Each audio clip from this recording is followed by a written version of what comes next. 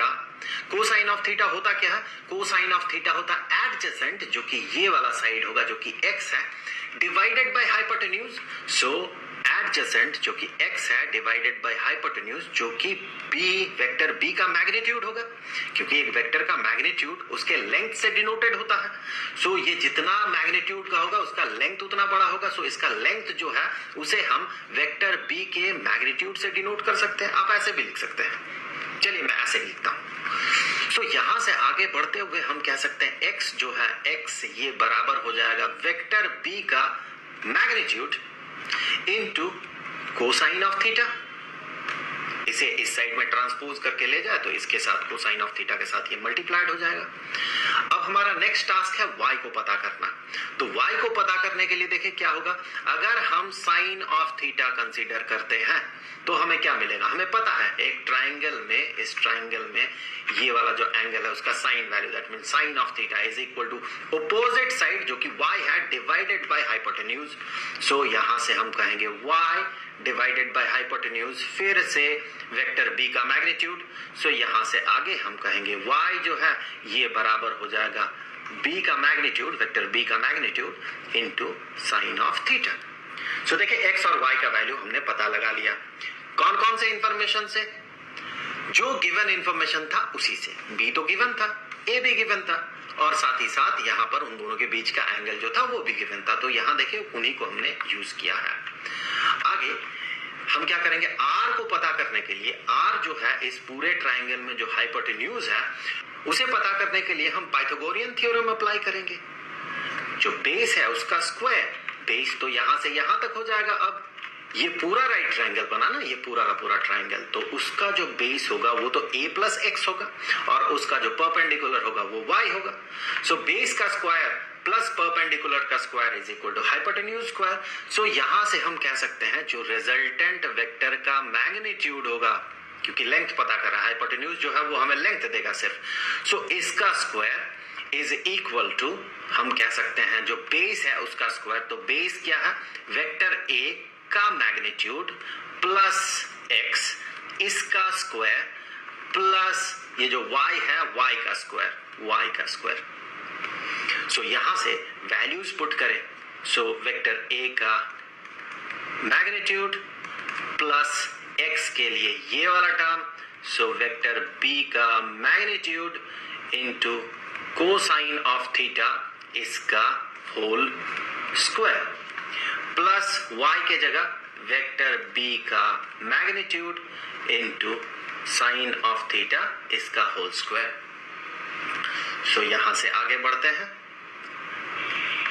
सो अब हमें क्या मिलेगा, इसे जब हम स्क्वायर करेंगे तो इसका स्क्वायर प्लस इसका square plus 2 into this term into this term. So सबसे पहले तो वेक्टर a का जो मैग्नीट्यूड है उसका स्क्वायर प्लस इस टर्म का स्क्वायर, दैट इज b का जो मैग्नीट्यूड है उसका square into cosine square theta plus 2 into a into b into cosine of theta plus इसे इवेल्युएट करें। सो इसे जब इवेल्युएट करेंगे हमें मिलेगा b का मैग्नीट्यूड का square into sine square theta. आप क्या करें, यहां पर देखिए इन दोनों को अगर एक साथ रखते हैं तो हमें एक बेहतरीन रिलेशन मिलेगा। b का मैग्नीट्यूड का जो स्क्वायर है इससे अगर कॉमन आउट करते हैं तो हमें मिलेगा ये टर्म प्लस ये टर्म जो कि 1 के बराबर हो जाएगा।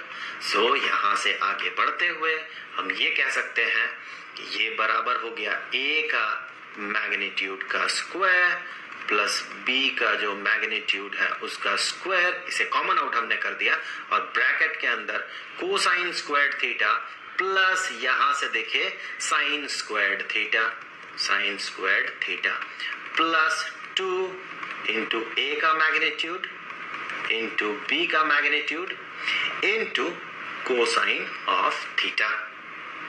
अब यहां से हम आगे कह सकते हैं ये बराबर हो जाएगा a का मैग्नीट्यूड का स्क्वायर प्लस b के मैग्नीट्यूड का स्क्वायर, ये तो 1 बन गया, प्लस 2 इंटू a का मैग्नीट्यूड इंटू b का magnitude into cosine of theta. So जो रिजल्टेंट वेक्टर होता है उसका जो मैग्नीट्यूड है उसका स्क्वायर वो इस टर्म के बराबर होता है। तो हम यहां से कह सकते हैं जो रिजल्टेंट वेक्टर होगा उसका जो मैग्नीट्यूड होगा वो इसी का स्क्वायर रूट होगा। सो हम यहां से सीधे कह सकते हैं कि ये जो है रिजल्टेंट वेक्टर का मैग्नीट्यूड ये स्क्वायर रूट होगा इसी एक्सप्रेशन का। सो इसे ही कॉपी कर लेते हैं। सो इसी एक्सप्रेशन का हो गया स्क्वायर रूट। आप इसे थोड़ा सा ऐसे भी लिख सकते हैं ताकि लिखने में थोड़ा आसानी हो कि आप इसे सेम चीज है इसी को आप ऐसे लिख सकते हैं कि ए का मैग्नीट्यूड को जो इतने सारे चीजों से हम डिनोट कर रहे हैं आप सिर्फ ए से भी डिनोट कर सकते हैं इसे। सो ए सिर्फ ए लिखेंगे तो ए का मैग्नीट्यूड होगा वेक्टर ए का मैग्नीट्यूड। सो ए का स्क्वायर जो कि ए का मैग्नीट्यूड का स्क्वायर है। सो बी स्क्वायर जो कि बी के मैग्नीट्यूड का स्क्वायर है वेक्टर बी के मैग्नीट्यूड का स्क्वायर है plus 2 into A into B into cosine of theta. So आप ऐसे भी इसे रिप्रेजेंट कर सकते हैं। तो ऐसे हमें क्या मिल गया, ऐसे इस तरीके से हमें मिल गया जो रिजल्टेंट वेक्टर है उसका मैग्नीट्यूड। लेकिन डायरेक्शन तो हमें नहीं मिला। सो डायरेक्शन के लिए हम क्या करेंगे, अब यहां से आगे बढ़ते हुए हम देखेंगे कि डायरेक्शन, अब डायरेक्शन तो रिलेटिव टर्म होगा। यहां पर डायरेक्शन किस रेस्पेक्ट में आप पता करेंगे, आपको ये थोड़ी बताया गया है कि ए जो है ये किस डायरेक्शन में एक्ट कर रहा।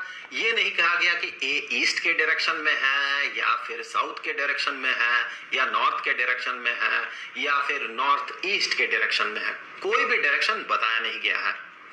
दैट मीन आपको जो डायरेक्शन पता करना है ये रिजल्टेंट वेक्टर का वो रिलेटिव डायरेक्शन आप पता कर सकते हैं।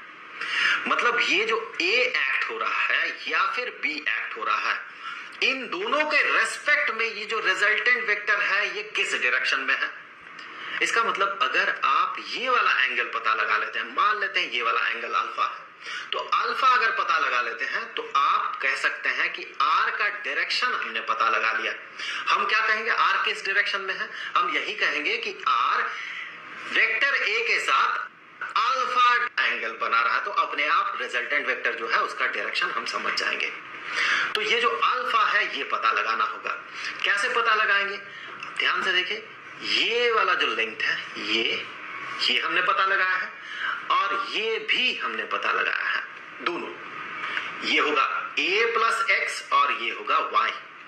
सो यहां से हम कह सकते हैं चूंकि ये एक राइट ट्रायंगल है तो हम कहेंगे कि टेंजेंट ऑफ अल्फा जो कि इसके और इसके रेशियो के बराबर होगा। That mean y divided bye ये वाला जो लेंथ है वो होगा। सो हम अल्फा का वैल्यू इस तरीके से पता लगा सकते हैं। सो हम यहां से ये कह सकते हैं कि tangent of alpha, so tangent of alpha is equal to y divided by tangent of alpha क्या होगा, यहां पर जो अपोजिट साइड है divided by the adjacent, y divided by vector a का जो मैग्नीट्यूड है तो मैं सिर्फ a लिख रहा हूं plus x। a plus x जो है ये हमने पता लगाया है, वैसे x का वैल्यू जो है ये है। तो यहां से आप कह सकते हैं कि मैं यहां पर इसे थोड़ा अलग कर देता हूं ताकि समझ में आए। सो यहां से हम कह सकते हैं कि tangent of alpha is equal to y की जगह हम कहेंगे p into sine of theta divided by a plus x के जगह हम कहेंगे कि b into cosine of theta, b into cosine of theta. So इस रिलेशन